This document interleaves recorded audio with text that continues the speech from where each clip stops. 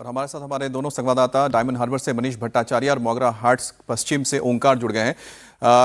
ओंकार, क्योंकि अभी आपने लोगों से बातचीत की तो हमें समझ में आया कि यहाँ पर कई लोग शिकायत भी कर रहे हैं कि उनको 2 बार आना पड़ा है, लेकिन बड़ी बात है कि 11 ऐसे बूथ हैं जो मोगरा हाट में इस वक्त रिपोलिंग हो रही है। तो क्या आपको लग रहा है, एक तो है कि मूड जो आप बता ही रहे थे, लेकिन साथ ही साथ इसका क्या असर पड़ सकता है इन 11 जो बूथों का है इसके रिजल्ट में, फाइनल रिजल्ट में?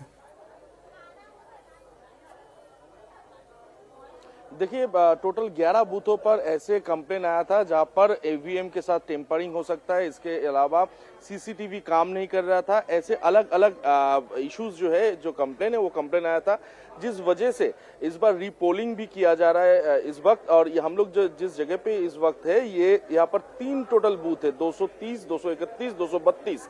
इन 3 बूथों में लगभग 2700 से ज्यादा वोटर है।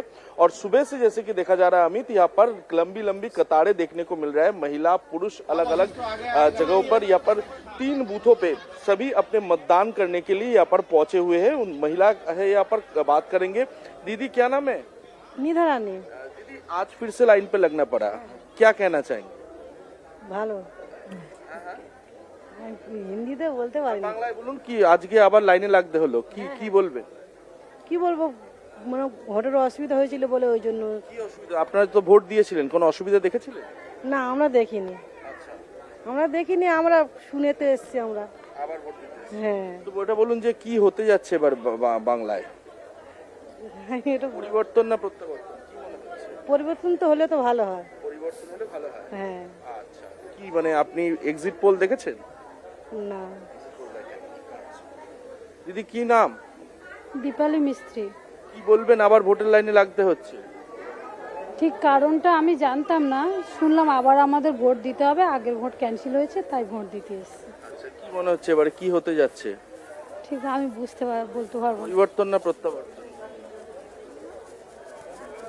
এটা কি বলবো, সবাই যা চাইবে তাই তো হবে, আমি আর কি বলবো। মহিলা হিসেবে কি বলবেন? নারী সুরক্ষা ওটা তো চাইবো অবশ্যই, নারী সুরক্ষা তো মহিলারা চাইবে। হ্যাঁ। দিদি, কি নাম? একটু আগে চলে আসুন না। কি নাম? রেহানা লস্কর। আগেরবার কি হয়েছিল? আগেবার শান্তশিষ্ট ভাবে ভোট হয়েছিল, ফের এই লোকের এই কাজগুলো বাড়ানো, ফের এই ডবল কো ভোট দিতে আইছি আমরা। আচ্ছা, শান্তশিষ্ট ভাবে ভোট হয়েছে তো ফের তো এই ডবল কো ভোট হচ্ছে। কেন, কি মনে হচ্ছে? কি মনে হচ্ছে এবার দিদি জিতাবো বলে এই দিদি জিতবে, দিদির ভোট দেবো বলে। দিদি জিতবে? হ্যাঁ, দিদি জেতাবো বলে দিদির খাচ্ছি, দিদির ভোট দেবো। আচ্ছা, দিদি আমাদের টাকা পয়সা দিচ্ছে তো। আচ্ছা, হ্যাঁ দিদি পয়সা দেয়? হ্যাঁ, দিদি পয়সা দেয়। আচ্ছা, হ্যাঁ, দিদি পয়সা দেয়, দিদির ভোট দেবো তো। আচ্ছা, কি নাম দিদি? তসলিমা নস্কর। কি বলবেন, আবার তো দিতে হচ্ছে ভোট? হ্যাঁ, ভোট দিতে হচ্ছে, কোনো অসুবিধার কারণে ভোট দিতে হচ্ছে, দিয়েছি তো একবার ভালো শান্তশিষ্ট ভাবে, হ্যাঁ, ফের দিতে হচ্ছে, দেবো। আচ্ছা, হ্যাঁ। মনে হচ্ছে এবার রাজ্যে এক্সিট পোল তো বেরিয়ে গেছে। তো এবার কোনো একটা সন্তুষ্ট হওয়ার জন্য ভোটটা নিচ্ছে, দিয়ে দেবো আমরা। আচ্ছা, তো এক্সিট পোল বেরিয়ে গেছে, কি মনে হচ্ছে? বিজেপি সরকার দেখাচ্ছে এক্সিট পোলে। হয়তো দিদি উঠবে বলে ওই জন্য। अच्छा, यहाँ पर मिक्स्ड रिएक्शन देखने को मिल रहा है एग्जिट पोल के बाद। कई लोगों का कहना है कि परिवर्तन का जरूरत है और किसी लोगों का कहना है दीदी ही रह जाएगी। तो यहाँ पर लंबी लंबी कतारें देखने को मिल रहा है। 231, 230, 232 3 टोटल बूथ है। 3 बूथ पर यहाँ पर जी ओंकार, लेकिन चल रहा है। आपने जो लोगों से बात की उसमें तो एक बात साफ हो गई कि महिलाओं के अंदर भी एक 2 राय आ चुकी हैं। एक परिवर्तन चाहते हैं, दूसरी दीदी के साथ रहना चाहते हैं, और यही जो महिलाओं के अंदर एक विभाजन हुआ है ये मायने रखता है।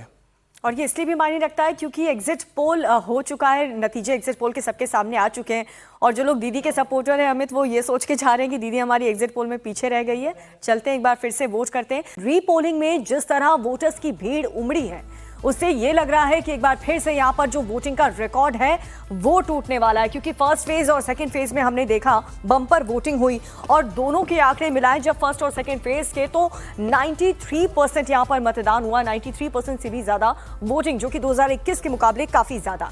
और यहाँ पर देखिए कि लगभग अगर मोगरा हाट की बात की जाए तो 2021 के मुकाबले यहाँ पर 10% ज़्यादा वोटिंग हो रही है। लगभग 84.68% हुआ था 2021 में। इस बार जो पोलिंग हुई थी यानी कि 29 अप्रैल को तो 94.19% वोटिंग हुई थी। वहीं डायमंड हार्बर की बात की जाए तो यहाँ पर 88.35% और यहाँ पर 94.26% यहाँ पर वोटिंग हुई है। जाहिर सी बात है कि जो वोटिंग हो रही है इस वोटिंग की अगर बात की जाए तो इसमें लोगों ने बढ़ चढ़कर हिस्सा लिया है और सबकी नजरें हैं आज कितने प्रतिशत वोटिंग होती है। चलते हैं मनीष भट्टाचार्य के पास। मनीष, डायमंड हार्बर ये वो सीट जहां पर टीएमसी का मजबूत गढ़ तो है ही, लेकिन जो एग्जिट पोल के रिजल्ट आए हैं वो ये बता रहे हैं कि बीजेपी ने कहीं ना कहीं डेंट जरूर किया है।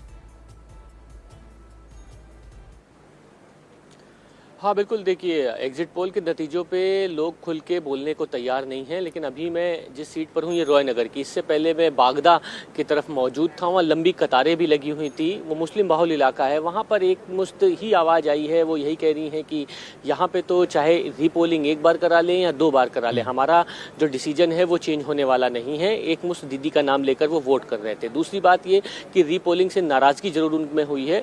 कई लोगों ने तो खुल के इलेक्शन कमीशन पर सवाल उठा दिए कि हमको कतारों में खड़े रहने के लिए ही मजबूर कर दिया जाता है, दोबारा से हम कतारों में खड़े हैं। हालांकि रॉय नगर में हम यहाँ पर मौजूद हैं, यहाँ अभी कुछ देर पहले कतार थी, यहाँ पर थोड़ी लेट पोलिंग स्टार्ट हुई है। मनीष, एक मैं इसमें और सवाल जोड़ देता हूँ, जरा बताइएगा, और फिर इसको लेकर हम ओंकार के पास भी जाएंगे। आईएसएफ का कुछ आपको असर दिख रहा है, क्योंकि इस पूरे इलाके में फुरफुरा शरीफ, पीरजादा सिद्दीकी का एक बहुत बड़ा आप दिखते हैं ना बेस दिखता है, जो धार्मिक रूप से जुड़े हुए हैं जो मुस्लिम समुदाय है।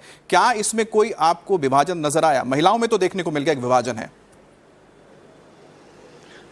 मनीष, नहीं, देखिए आईएसएफ का बहुत बड़ा जो आईएसएफ का जो कहीं ना कहीं लोगों को मजबूर करता है सोचने के लिए आईएसएफ के लिए, लेकिन इस इलाके में आईएसएफ का कोई असर बहुत ज़्यादा दिखाई नहीं दे रहा। भांगर का इलाका अगर छोड़ दें या फिर मुर्शिदाबाद और वो इलाका छोड़ दें तो आईएसएफ इस जगह बहुत ज़्यादा नहीं दिखाई देता है। जितने भी लोगों से मैं बातचीत कर रहा हूँ, कोई पार्टी का नाम नहीं ले रहे हैं, एक ही नाम ले रहे हैं और एक ही योजना का नाम ले रहे हैं। वो यही है कि घर हमारा चल रहा है और दीदी ही को हम देंगे, हमें आगे पीछे कुछ सोचना नहीं है। क्योंकि ये लगभग जो 4 जिन जगहों पर रीपोलिंग हो रही है, मुस्लिम बाहुल इलाका है, गाँव का इंटीरियर इलाका है और लोग बढ़ चढ़ के वोट भी करने आ रहे हैं। ये एक इलाका है सिर्फ रॉय नगर, जहां पर मिक्स जो है कम्युनिटी हिंदू मुस्लिम सब यहां पर देखने को मिलेंगे। यहां पर हालांकि लंबी कतार नहीं, लेकिन गांव के अंदर बहुत लोग बढ़ के आ रहे हैं। उन्होंने कहा था कि उस दिन भी हम लोग सुबह से कतार लगाकर खड़े थे, आज भी हम लोग दोबारा से आए हैं और वोट करने के लिए आए हैं। लेकिन हमसे अगर आप किसी पार्टी या किसी और चीज के विषय में बोलेंगे तो हम कोई नाम नहीं लेंगे, हम नाम सिर्फ दीदी का लेंगे। तो उनसे रुझान 10-20 लोगों से जो हमने लगातार बातचीत की, उससे साफ समझ में आया है कि इस इलाके में कहीं ना कहीं और किसी भी पार्टी का कोई बहुत ज्यादा असर वहां पर दिखाई देना सीधे मुकाबला बता रहे हैं बीजेपी और टीएमसी के बीच में है और मुस्लिम समुदाय में कोई भी विभाजन आपको नजर नहीं आया है। बढ़ते हैं आगे, एक खबर लेते हैं। बीजेपी नेता शुभेंदु अधिकारी ने बंगाल की 2 सीटों के 15 बूथों पर रीपोलिंग का स्वागत किया है और साथ ही सफलता और फलता सीट पर भी रीपोलिंग की उन्होंने मांग कर दी है। शुभेंदु अधिकारी का यह दावा है कि फलता में करीब 60% सीटों पर रीपोलिंग होनी चाहिए। जो हुआ मंगराहट वेस्ट में वेलकम है। डायमंड हार्बर में हाउस भी 11 बूथ में होना चाहिए था, ओनली 4 बूथ में हो रहा है और पूरा फॉल्टा सेगमेंट में होना चाहिए, कम से कम 60 बूथ में तो होना ही चाहिए। फाल्टा का अभी तक ऑर्डर नहीं आया है, लगता है फाल्टा का आएगा ऑर्डर। कुछ ना कुछ सोच रहा है, उसमें कोई प्रोसीड्योर होता है, वो सीसीटीवी फुटेज और दूसरा ऑब्जर्वर का रिपोर्ट, प्रिजाइडिंग ऑफिसर का हैंडबुक, थोड़ा कुछ सिस्टम है, वो सिस्टम लेकर वो कर रहा है। हम लोग तो इलेक्शन कमीशन का पूरा सम्मान करता हूँ, ममता बनर्जी जैसे करती है, हम लोग तो इस तरीके से बात नहीं करते। और वहीं तृणमूल कांग्रेस का यह कहना है कि बीजेपी ने हिंसा करके बहुत सी सीटों पर रीपोलिंग की साजिश रची, लेकिन बंगाल की जनता ने इस साजिश को नाकाम कर दिया है। This was basically the strategy of the BJP party, that on the day of the poll, first phase or the second phase, they would provoke the other political parties. They would provoke the incidents where, you know, anybody would, they would incite some kind of trouble so that there could be massive repoll in many more booths. We did not respond or react to their provocation, and even our workers didn't.